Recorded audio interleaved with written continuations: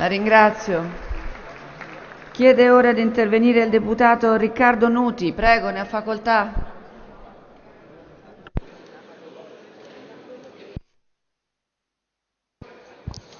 Grazie Presidente. Colleghi, Presidente del Consiglio. Presidente, le devo fare notare che si è incantato. Ripete le stesse parole delle scorse volte, le stesse. Quindi non si capisce il motivo di venire nuovamente in aula a ripetere le stesse cose e a prenderci nuovamente in giro, per dirci cose, che quelle parole non sono state realizzate. Lei ha la faccia come il bronzo. E ha la faccia come il bronzo perché, nonostante tutto quello che ha detto in questi mesi non è stato realizzato, si permette anche di offendere l'unica forza politica che nel bene o nel male quello che ha detto lo ha fatto.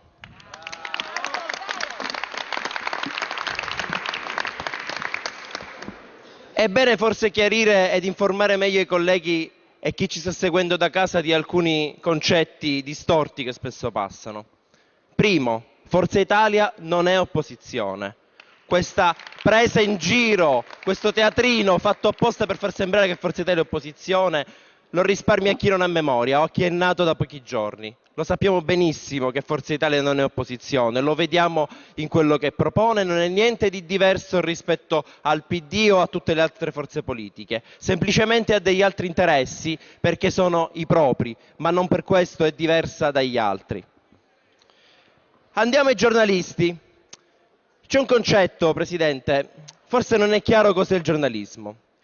Essere giornalista significa essere indipendente e non scrivere nel giornale di un partito. Significa dare delle informazioni corrette, vere, non di parte e non parziali. Perché quando un giornalista scrive offendendo, ma soprattutto dicendo il falso, come che il Movimento 5 Stelle non ha ottenuto nulla per il bene dei cittadini, dice il falso. Perché? Perché quando si fanno risparmiare 40 milioni di euro per le consulenze della pubblica amministrazione o altri 42 per i rimborsi elettorali, e potrei andare avanti con alcune piccole cose ottenute nonostante la situazione di questo Parlamento, beh, sicuramente non si può dire che non siano cose utili per i cittadini, a meno che la giornalista in questione o altri giornalisti o lei non ritengono che risparmiare dei soldi non sia una cosa utile, ma sia una cosa inutile, anzi una cosa negativa per i cittadini, ma in questo caso si sta capovolgendo la normalità. Andiamo alla polizia. La polizia è bene chiarire, e ci dobbiamo chiarire, chi deve difendere la polizia? La polizia deve difendere le istituzioni corrotte o i cittadini onesti ovunque essi siano, anche eventualmente in Parlamento?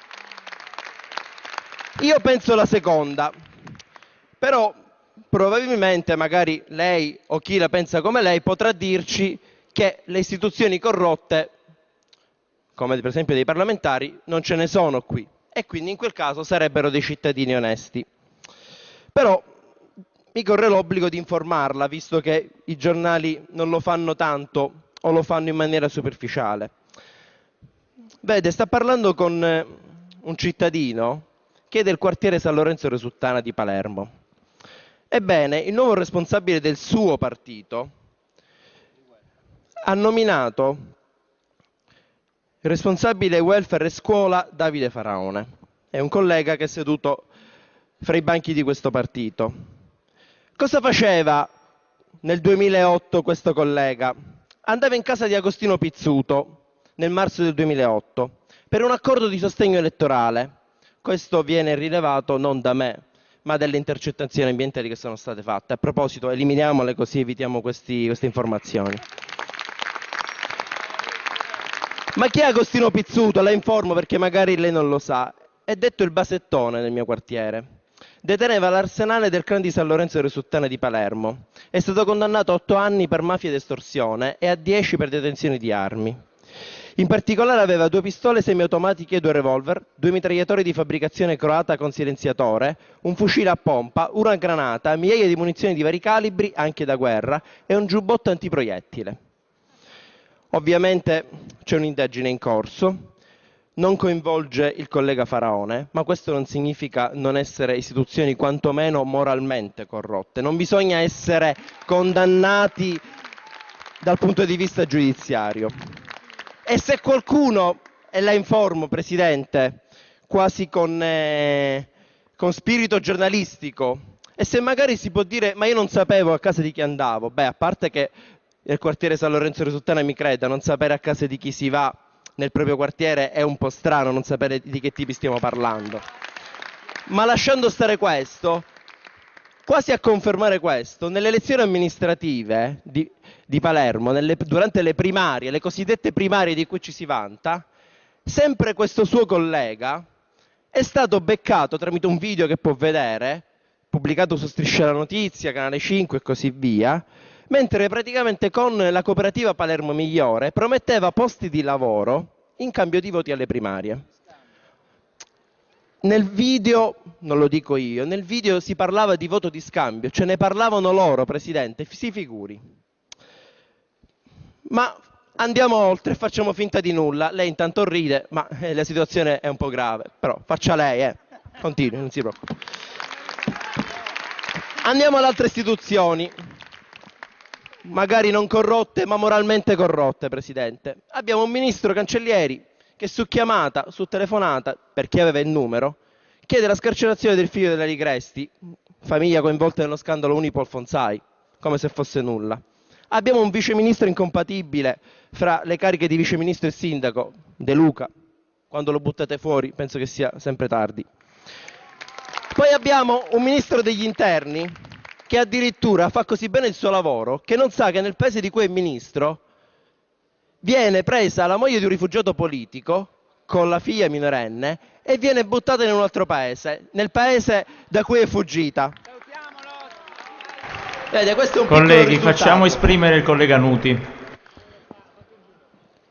E guardi, potrei continuare all'infinito perché basta cercare un pochettino nei curricula di questi colleghi, come le ho detto, e se ne scoprono di cose. Magari qualcuno onesto c'è, non sto dicendo questo, però appoggiare delle altre persone, come le ho detto, non è moralmente corretto. Andiamo alla legge elettorale, perché probabilmente anche qui si fa confusione, Presidente. Di chi è responsabile di questa legge elettorale? Noi, io in particolare, non eravamo qui quando è stata creata, quando è stata votata, non eravamo qui quando non è stata modificata, anzi abbiamo votato per modificarla e siamo stati gli unici insieme a un collega del PD. Le dico un'altra cosa. Colleghi, Chi ha creato questa legge non ha, Presidente, i requisiti morali per metterci le mani, per modificarla. Non dal punto di vista della Costituzione, della consulta, eccetera, eccetera. Non ha i requisiti morali, perché se io ho creato una porcata, io non posso dire ai cittadini e prenderli in giro dicendo ora ne faccio un'altra. Quindi, se c'è qualcuno qua dentro che può fare una proposta di legge elettorale è il Movimento 5 Stelle, ma non perché chissà chi, perché semplicemente non è responsabile. Andiamo a un altro passaggio. L'alternanza. Ma fra chi ci dobbiamo alternare? Fra finta destra e finta sinistra? Fra finto centrosinistra e finto centrodestra? Per fare cosa? Per continuare a dire in questi anni, come si è fatto qua a livello centrale, così come negli enti locali e nelle regioni, è colpa dell'altro, di quello che mi ha preceduto? E così è andata avanti per 10, 20, 30 anni? No, basta. In Italia il bipolarismo non esiste più. Esiste classicamente 3 gruppi parlamentari che hanno una percentuale altissima e quindi non si può continuare a parlare di alternanza e di bipolarismo. Non ci dobbiamo alternare fra noi, il PD e PDL, e non ci dobbiamo alternare neanche fra partiti e movimenti. Bisogna alternarsi fra partiti di persone oneste che hanno idee diverse al massimo, ma non fra soggetti irresponsabili che hanno causato il disastro in cui siamo.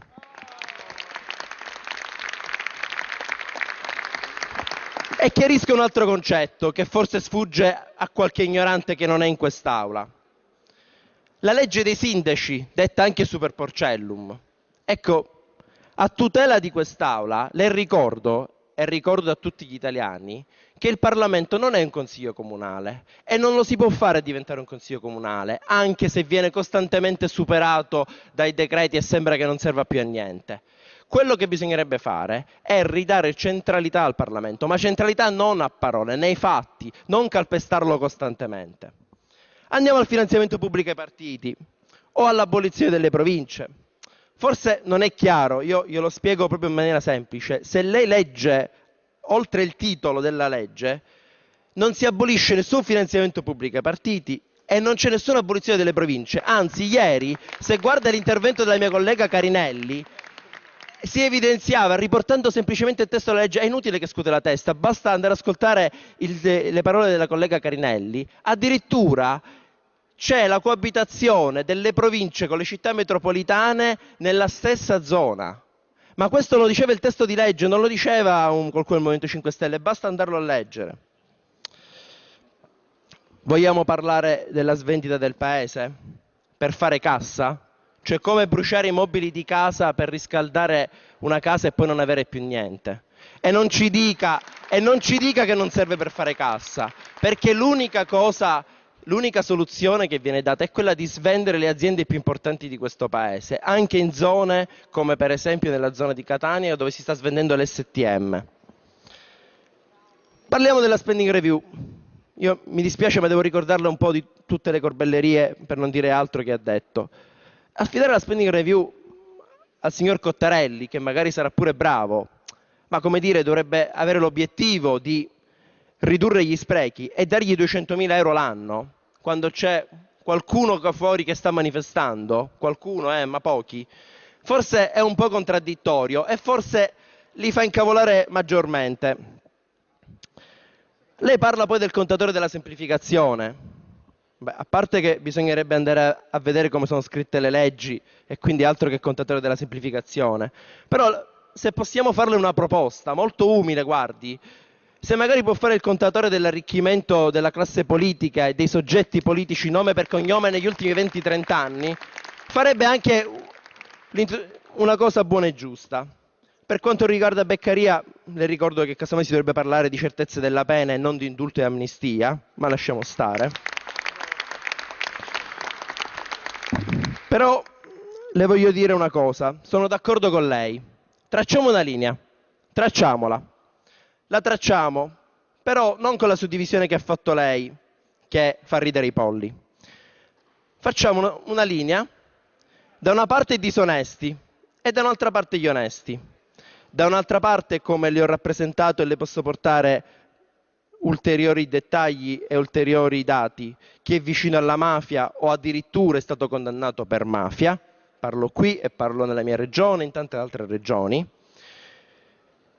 e dall'altra parte magari chi con la mafia non ci ha mai avuto niente a che fare o se n'è allontanato subito.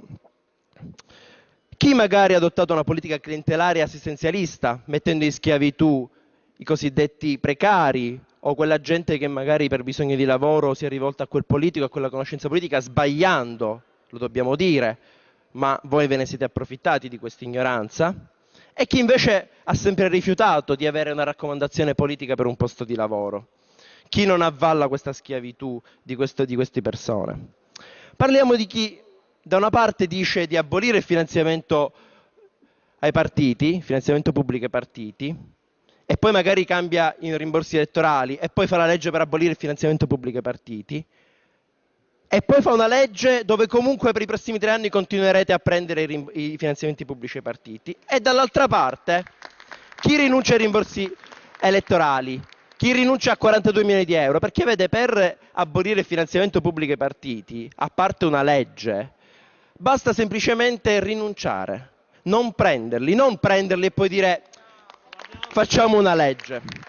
E le ripeto, nella legge sul finanziamento pubblico ai partiti, abolizione del finanziamento pubblico ai partiti, è previsto che per i prossimi 3 anni i partiti, compreso il suo, continuino a prendere il finanziamento pubblico.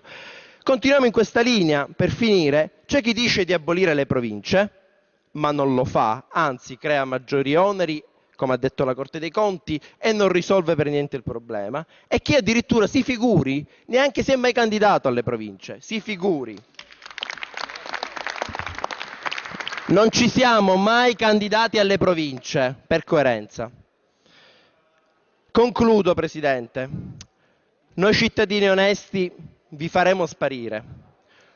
Costi quel che costi, in nome dei nostri genitori, in nome dei nostri figli, in nome di tutti coloro che avete ucciso in questi decenni.